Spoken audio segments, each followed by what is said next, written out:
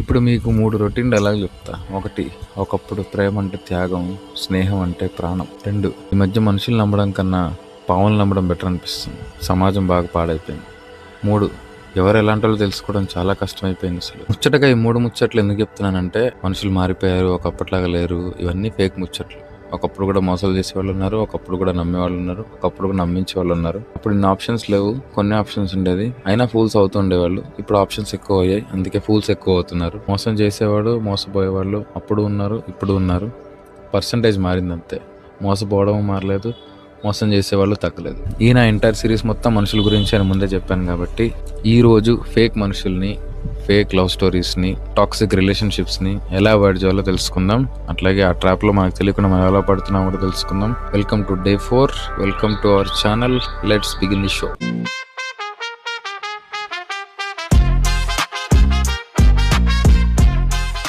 ఒక చిన్న కథ చెప్తాను, బాగా ఇంట్రెస్టింగ్ ఉంటుంది. ఒక ఊర్లో రాహుల్ అనే స్టూడెంట్ ఉన్నాడు. వాడికి ఒక బెస్ట్ ఫ్రెండ్, ఒక గర్ల్ ఫ్రెండ్ ఉంది. బెస్ట్ ఫ్రెండ్ గర్ల్ ఫ్రెండ్ అని చూసుకుని వాడు నా అంత అదృష్టవంతుడు లేడు అనుకుని పొంగిపోయి హ్యాపీగా లైఫ్ ని వెళ్ళదీస్తూ ఉన్నాడు. ఒకరోజు వాడికి యాక్సిడెంట్ అయింది, హాస్పిటల్ అడ్మిట్ అయ్యాడు. ఫ్రెండ్కి ఫోన్ చేస్తే నేను ఇప్పుడు రావడానికి కుదరదు అన్నాడు. వాడికి ఏదో వాడి రీజన్స్ వాడుకున్నాయి, వాడు రాలేకపోయాడు. వీడికి యాక్సిడెంట్ అయిందని మెసేజ్ పెట్టాడు. వీడు మెసేజ్ చూసిన తర్వాత నుంచి వాడికి ఫోన్ స్విచ్ ఆఫ్ వస్తుంది. గర్ల్ ఫ్రెండ్కి ఫోన్ చేస్తే ఈ టైంలో మా ఇంట్లో బయటకు పంపరని చెప్పింది. ఆ అమ్మాయి కూడా కాసేపు అందరూ స్విచ్ ఆఫ్ చేసింది. ఆ రోజు రాత్రి హాస్పిటల్లో ఉండి బయటకు వచ్చిన తర్వాత డిశ్చార్జ్ అయ్యే ముందు వాడికి తెలిసిన విషయం ఏంటంటే, ఎప్పుడో చిన్నప్పుడు వాడి క్లాస్మేట్ వాడి హాస్పిటల్ ఫీజులు కట్టి వాడితో పాటు ఆ 2 days ఉండి వీడికి మెలకు వచ్చేంత వరకు వాడు డిశ్చార్జ్ అయ్యే టైంకి వీడికి కనిపించాడు. వీడు చాలా ఎమోషనల్ అయిపోయాడు. అంటే మనోడికి అప్పుడు బల్బు వెలిగింది. మనం కొంతమంది నమ్ముతాం, మనల్ని కొంతమంది నమ్ముతారు.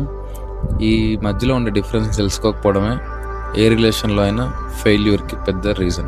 అంటే అందరు అలా ఉంటారని కాదు, but most of the people వాళ్ళు ఫేకా కాదా అని తెలుసుకోకుండానే ఒక రిలేషన్షిప్లోకి దిగిపోయి, అది ఫ్రెండ్షిప్ కావచ్చు, what ever any other relation కావచ్చు, గుడ్డిగా నమ్మేసి నుంచి మనం ఎక్స్పెక్ట్ చేయని రియాక్షన్ రాగానే హర్ట్ అయిపోయి ఎమోషనల్ ఇన్బ్యాలెన్స్ వచ్చేసి అసలు నేను ఎందుకురా బతుకున్నా అని చెప్పి ఏడ్చేసి వాడి మీద వాడికి విరక్తి పుట్టేసి అసలు ఈ గోలంతా జరగడానికి రీజన్ కూడా నేనే అనే ఒక ఫీలింగ్లోకి వెళ్ళిపోయి, డిప్రెషన్లోకి వెళ్ళిపోయి సూసైడ్ కూడా చేసుకునే బ్యాచ్ కూడా ఉన్నారు.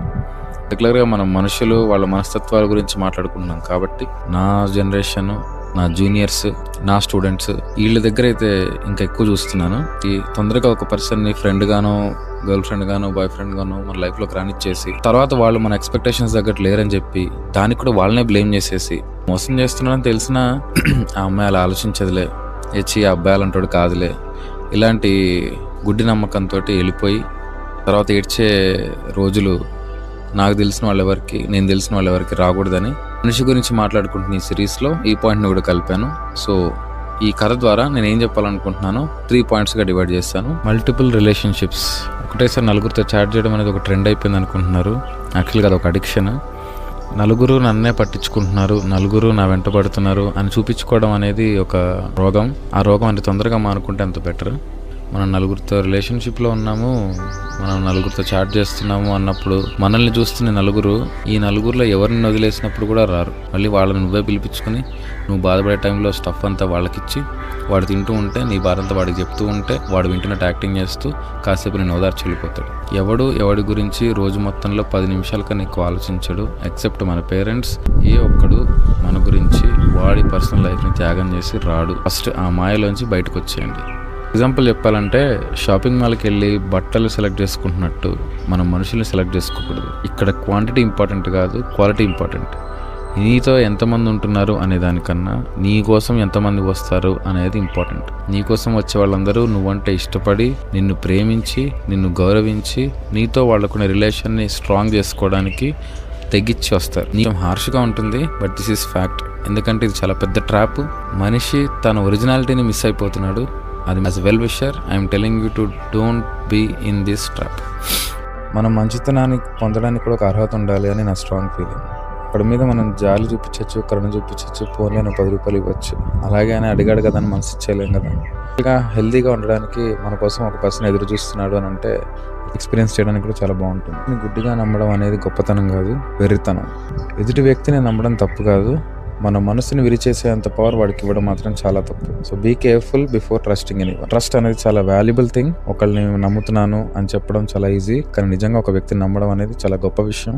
కానీ మీ నమ్మకానికి ఒక రెస్పెక్ట్ ఇవ్వండి, గుడ్డిగా ఎవరిని నమ్మకండి. మనిషి మనతో ఉంటున్నప్పుడు వాడు నిజం మాట్లాడుతున్నాడా లేదా అనేది మనసును చూస్తే కాదు, కళ్ళని చూస్తే క్లారిటీగా అర్థమవుతుంది. ఈ అతిగా నమ్మడం అనేది ఎలా ఉంటుందంటే, ఎదుటివాడికి గన్నిచ్చి ఆ ట్రిగ్గర్ మన గుండె సైడ్ తిప్పుకొని కాల్చకు ప్లీజ్, కాల్చుతావా అని వాడిని అడిగినట్టు ఉంటుంది. వాడు కాల్చుతాడా లేదా అనే విషయం తర్వాత సంగతి. వాడి చేతిలో తీసుకెళ్ళి గన్ను పెడుతున్నావంటే నేను ఏమనుకోవాలో నీకే వదిలేస్తాను. Sympathy versus sympathy. మనం ఏడుస్తున్నప్పుడు పక్కనే కూర్చుని ఓదార్చి కర్చీఫ్ ఇచ్చి కన్నీళ్ళు తుడటం అనేది సింపతి, జాలి చూపిస్తారు, తప్పులేదు. కానీ మన గురించి నిజంగా తెలుసుకోవాలని ఇంట్రెస్ట్ ఉన్న వాళ్ళు, మనం ఏంటో నిజంగా తెలిసిన వాళ్ళు ఫస్ట్ మనం బాధ ఎందుకు పడుతున్నాం రీజన్ అడుగుతారు, దానికి సొల్యూషన్ గురించి మాట్లాడతారు, సొల్యూషన్ వచ్చే వరకు మనతో ఉంటారు, సాల్వ్ చేశాకే మనల్ని వదిలేసి వెళ్తారు. పాయింట్స్ అన్నీ చాలా సెన్సిటివ్ మ్యాటర్స్, మాట్లాడచ్చా లేదా అనే చాలాసేపు అనిపించింది, కానీ చెప్పాలి, ఎవరో ఒకరు చెప్పాలి. ఈ మధ్య నేను చూస్తున్నాను, ఒక రిలేషన్ బ్రేకప్ అవడానికి రీజన్ ఎంత సిల్లీగా ఉంటుందంటే, జోక్ అని తెలిసి నవ్వు రాకపోయినా నవ్వడానికి ట్రై చేస్తామని చూసారా, అంత సిల్లీగా ఉంది. అసలు బ్రేకప్ చెప్పేంత కష్టం ఏమొచ్చింది అనేది పాయింట్ నెంబర్ 1. బ్రేకప్ అయిపోయేంత స్ట్రాంగ్ రిలేషన్ ఉందా లేదా అని తెలుసుకోవడం రెండో పాయింట్. ఈ రెండు తెలియకుండా కూడా రిలేషన్షిప్ మెయింటైన్ చేస్తాం. Before committing in to any relation, అవతలి పర్సన్ ఫేకా కాదా, అవతలి రిలేషన్ ఫేకా కాదా మీరు తెలుసుకోండి. తెలుసుకున్న తర్వాత ఆ రిలేషన్ బిల్డ్ చేయడానికి ట్రై చేయండి. Don't be hurry to commit relation and don't make late coming out from toxic relationships. I hope అందరికీ అర్థమయ్యేలాగా ఈ టాపిక్ నేను చెప్పాను అనుకుంటున్నాను. ఇలాంటి ఫేక్ పీపుల్తో మీకున్న ఎక్స్పీరియన్సెస్ని కామెంట్ చేయండి. Let's share together and will find a solution. ఛానల్ని సబ్స్క్రైబ్ చేసుకోండి. మరో మంచి వీడియోతో మళ్ళీ కలుద్దాం. జై హింద్.